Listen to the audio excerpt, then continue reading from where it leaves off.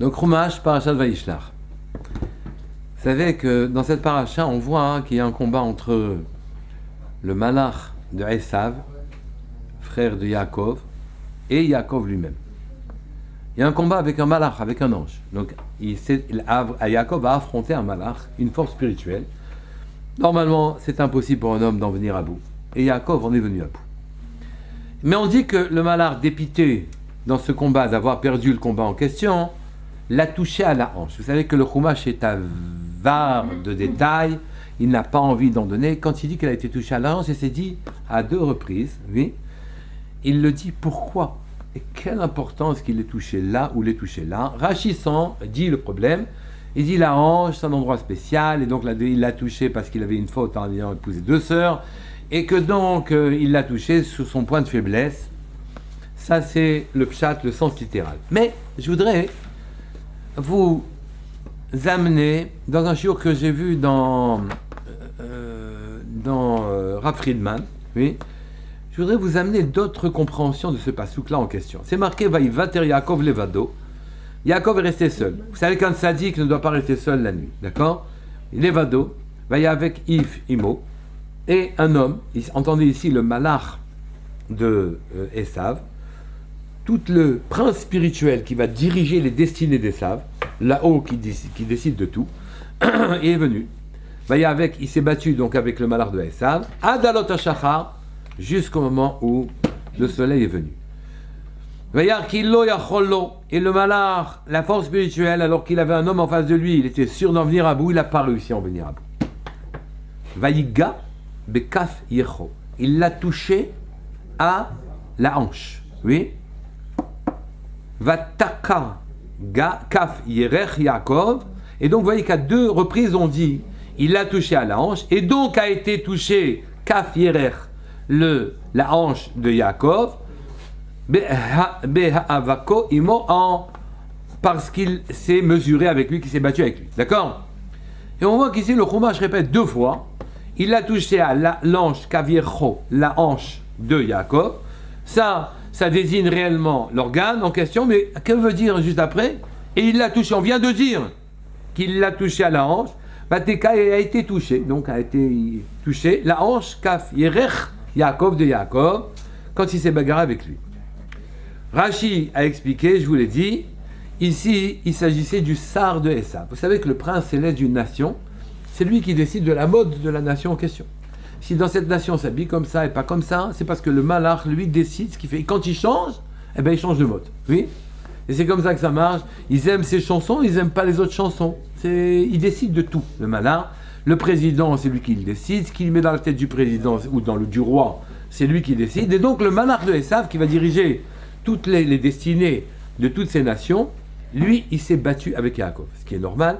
Vous voyez qu'à la fin des temps, oui, notre philosophie, notre regard que nous portons sur le monde en y mêlant Hachem partout, oui, s'oppose au malach de Esav qui, lui, ne veut pas mêler Hachem partout. D'accord?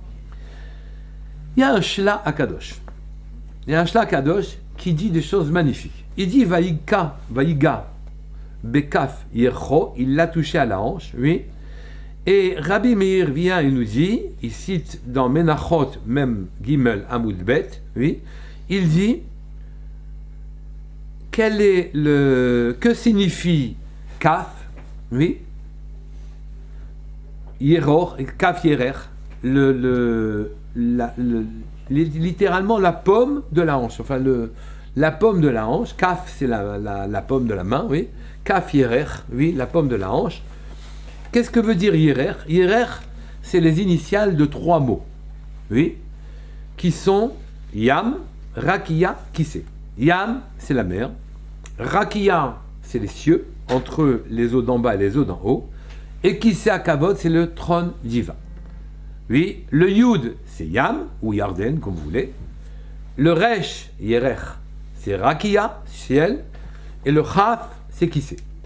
Et quand on vous dit, dans le premier pasuk, il a touché la hanche de Yaakov, et après on vous dit, Vataka, elle a été touchée, Kaf Yerer Yaakov, c'est le Kaf de Yerer qui a été touché. Donc de ces 3 lettres, du Yud, du Resh et du Chaf, final, la dernière lettre, le Chaf seulement a été touchée. Très joli, d'accord. Le Rav a été touché. Mais, donc, qu'est-ce qui a été touché? C'est le Kissé. Le Kissé, le trône divin qui a été touché. Mais la notion de Yam, mer, la notion de deuxième lettre, qui est Rakia de ciel, elle n'a pas été touchée. D'accord? Et là-dessus, je dois vous amener une autre explication. D'accord? Qu'est-ce que ça veut dire? Je vais apporter quelque chose de plus. Qu'est-ce que ça veut dire la mer? Qu'est-ce que ça veut dire les cieux? Qu'est-ce que ça veut dire le trône? D'accord? Et que donc ont été touchés la notion de mer, la notion de ciel, la notion de trône chez Yaakov. On dit à propos de Yaakov, il a félicité Akadosh Baruch Hu, il a remercié Akadosh Baruch Hu, il a dit qu'il bémakli avec mon bâton, avarti et Yarden Azé. Quand je suis venu chez Lavan et que Eliphaz m'a pris toutes mes richesses, à qui je lui ai dit, tu sais, Ali Chashuv Kemet, un pauvre il est considéré comme un mort. Tu veux me tuer pour venger ton père? Elles savent, parce que tu considères que je lui ai pris ses brachot, j'ai pris la Bechora. D'accord? D'accord, ton père t'a demandé de me tuer. Il s'est pas mêlé, lui, de me tuer, tu vois bien. Ne me tue pas, prends-moi toutes mes richesses, et quand tu m'auras pris toutes les richesses, je serai considéré comme mort. Et donc, quand il a traversé le Yarden, c'est marqué Kibé Makli, avec mon bâton seulement, oui, Avarti et Yarden Hazé, j'ai passé, et maintenant, je suis Beshte Machanot, j'ai deux camps. J'ai le camp des servantes avec la femme et les femmes, ces deux femmes et leurs enfants. J'ai le camp des Imaot avec leurs enfants. J'ai des richesses à n'en plus finir. J'ai passé le Yarden avec mon bateau. Oui. Et aujourd'hui, je suis très très riche. Mais au passage, c'est marqué Kibé Makli Avarti et Yarden. Est-ce qu'on passe le Yarden? Est-ce qu'on passe le Jourdain avec le bâton? Oui. On répond oui.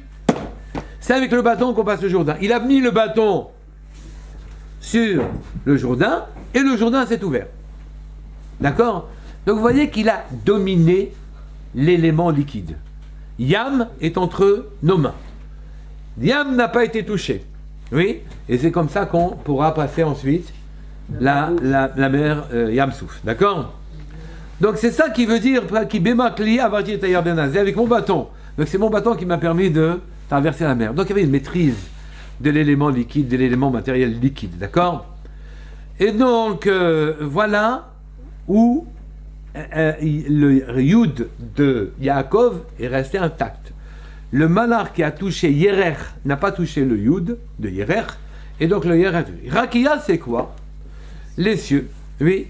On voit aussi que dans la paracha, on voit que Yaakov, on dit qu'il s'est couché dans cet endroit-là qui bat Hashemesh. Le Shemesh est venu, le soleil s'est couché. Il s'est couché pour le faire dormir. D'accord? Il s'est couché. Donc, il a une maîtrise aussi de l'astre solaire qui se trouve Barakia dans les cieux.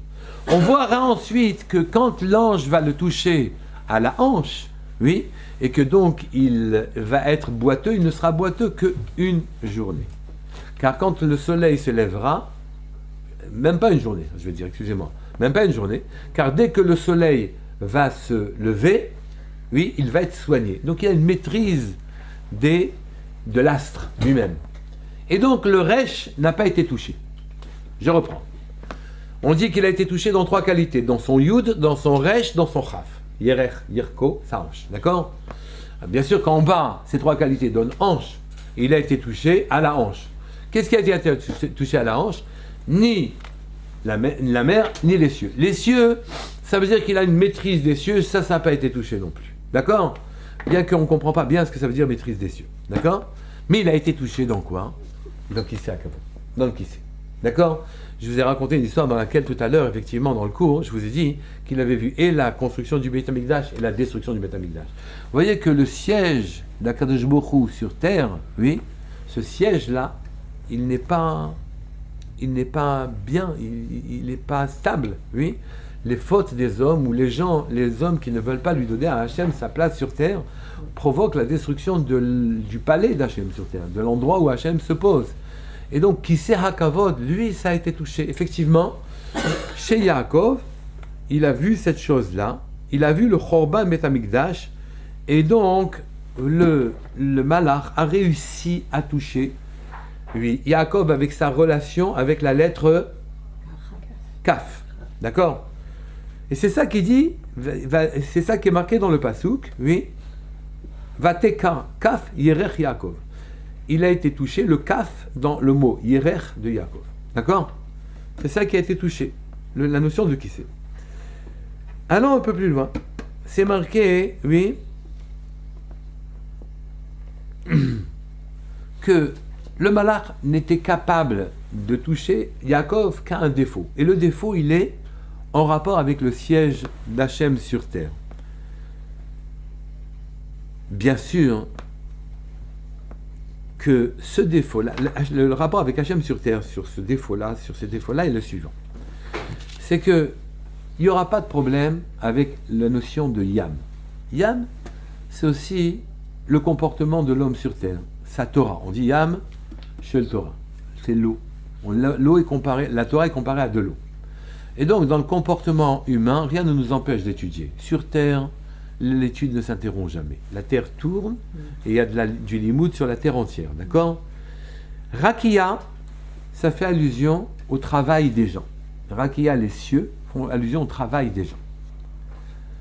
J'étudie et les Talmidei Chachamim sont en train de se fatiguer, de dépenser leur sechel, de se blanchir sous le harnais pour travailler la Torah. Et donc ici, on voit que par leur travail, ils atteignent les cieux, les Chachamim en question, d'accord?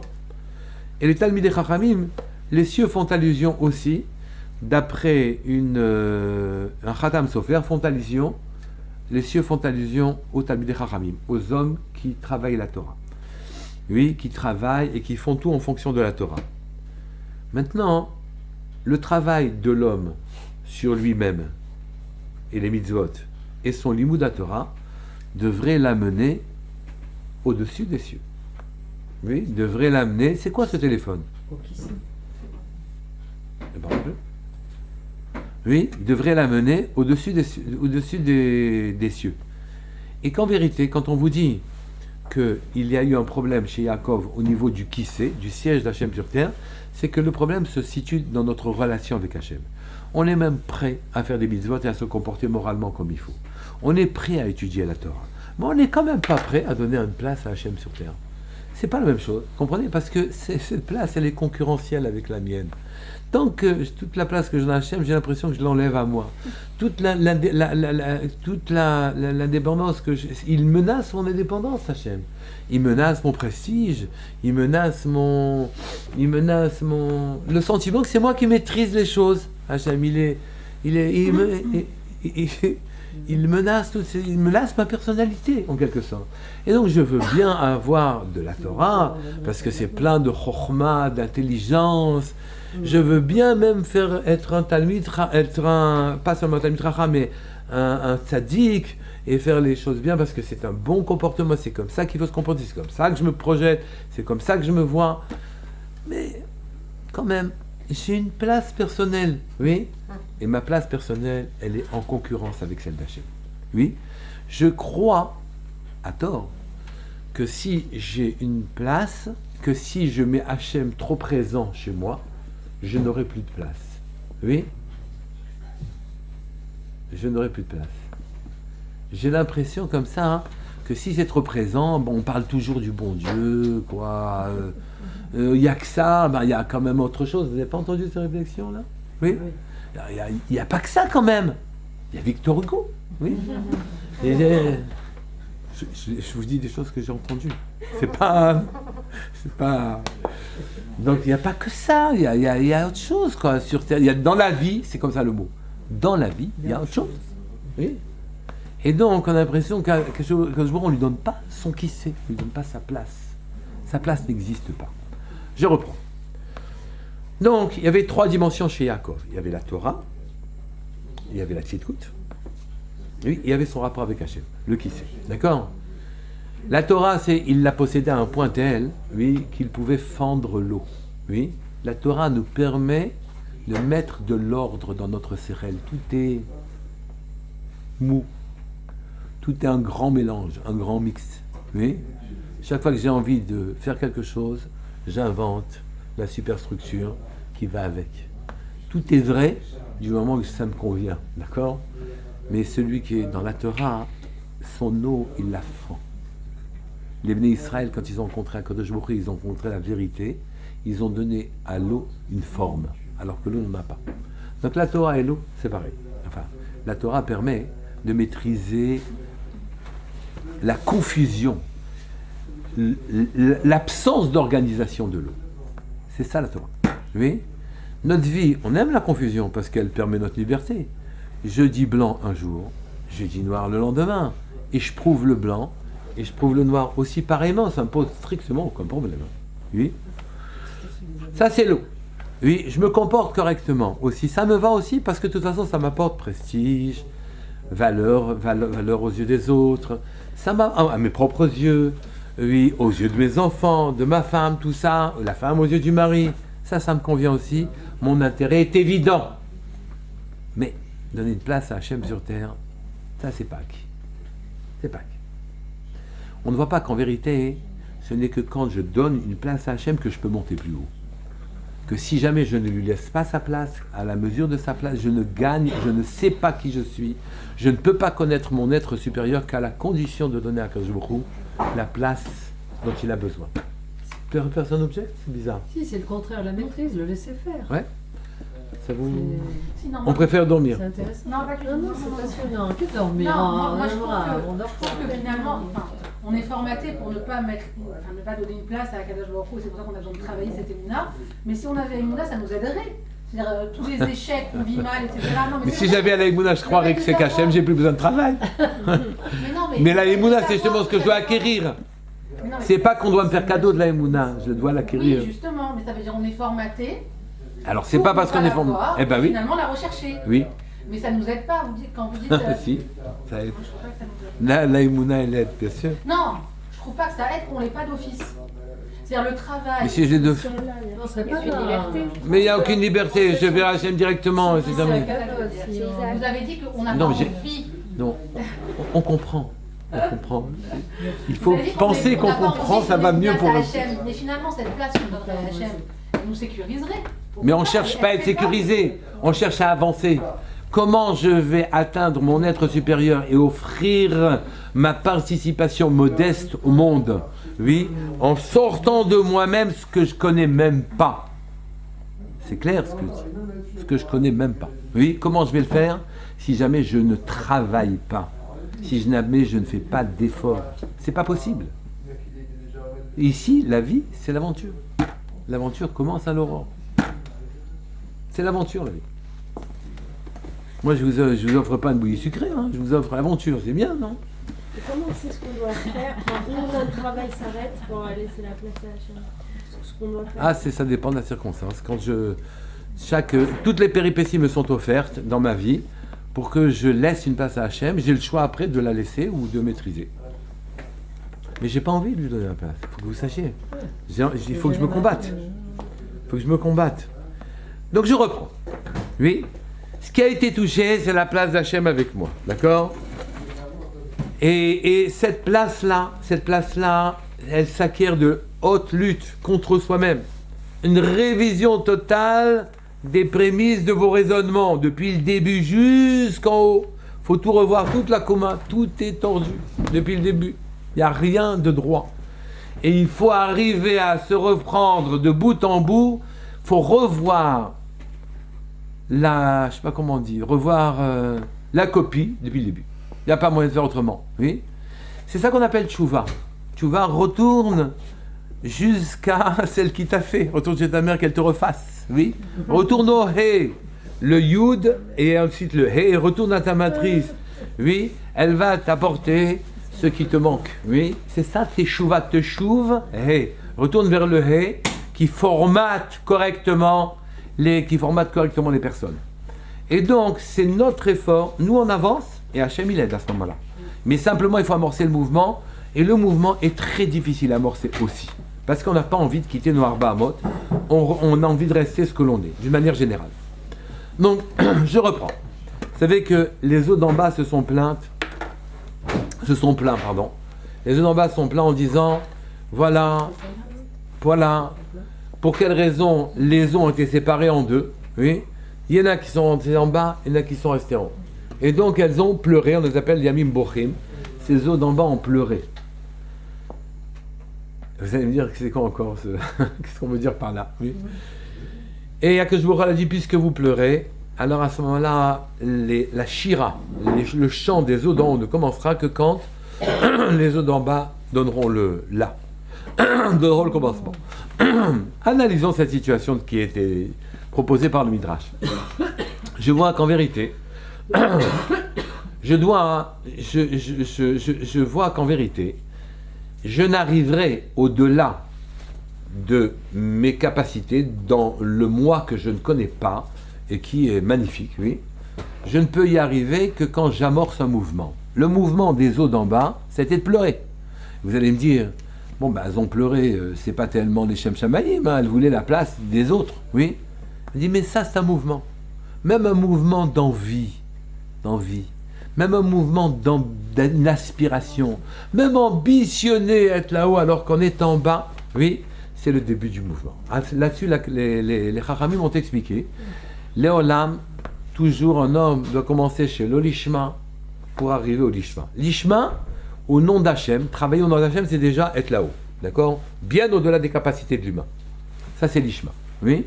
Mais pour arriver au Lishma, on ne peut pas y arriver. On est obligé de prendre un chemin tortueux de notre nature à nous et d'épouser nos contours à nous jusqu'à temps qu'on trouve le raccourci. Donc en attendant, on est obligé d'épouser tous nos contours et on commence par faire les choses d'après nos intérêts. Les eaux d'en bas ont jalousé les eaux d'en haut et c'est comme ça qu'un jour leur a offert une place sur le Misbéach. C'est la raison pour laquelle il y a un Brit Mela, oui. Il a reconnu que cette aspiration, pour matérialiste qu'elle était, puisqu'elles ont demandé le prestige d'être en haut, était en soi quand même quelque chose. Oui.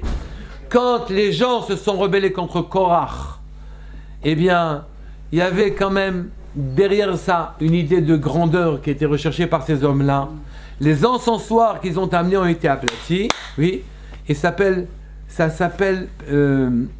et on fournit la base de l'autel sur lequel on faisait les sacrifices. Oui, le cuivre de l'autel était là-bas. Ça s'appelle Rakia d'ailleurs. Rekiim, c'est des plaques. Rakia. Et donc vous voyez que les Rakia, le ciel, est accessible à nous à la condition qu'on y aspire. Mais on voudrait y aspirer, on fait semblant d'y aspirer, mais on n'y aspire pas réellement. C'est ça notre grand problème. Oui, on dit, mais il faut aimer le Hémet, mais on n'aime pas le Hémet. En vérité. Il faut s'éduquer à aimer le Hémet. Oui, on ne sait pas ce que c'est le Hémet. Il faut travailler tout le temps.